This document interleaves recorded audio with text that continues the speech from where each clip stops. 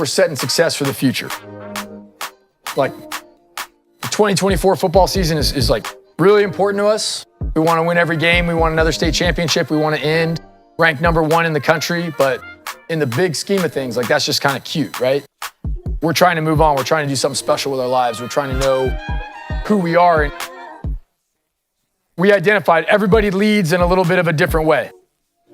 The way that I lead a Marine Corps unit is different than the way that Coach Frank leads a high school football team. That doesn't mean that one of us is right and one of us is wrong. That just means we need to know that about ourselves.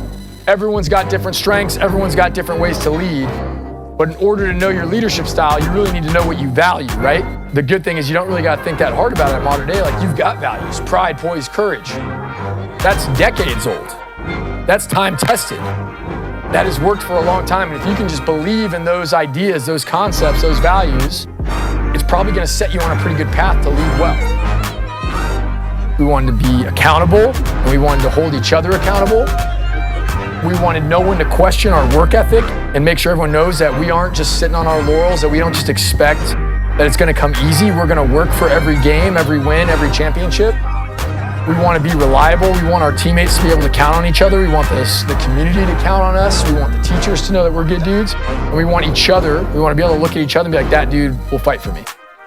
And that guy will fight for me too. We want to be decisive. We want to make decisions. We want to act. We want to go now. And then we want to be relentless, and we wanted grit. Grit means we don't quit, right? When the times are toughest, we just keep going and we fight through and we embrace those challenges. When we were in Iraq and Afghanistan, do you know where they said the most dangerous place on the battlefield was? What do you think? I think it was in the heart of the enemy territory. It was about 400 meters away from home, from your base. Because those first 400 meters, you're a little nervous, you're a little itchy, you're holding your rifle, you're like, oh man, combat patrol, here we go, never know what's gonna happen. And then the last 400 meters, you're like, all right, there it is, I can see it. I'm almost home, I'm almost done. The best guys sprint through the line.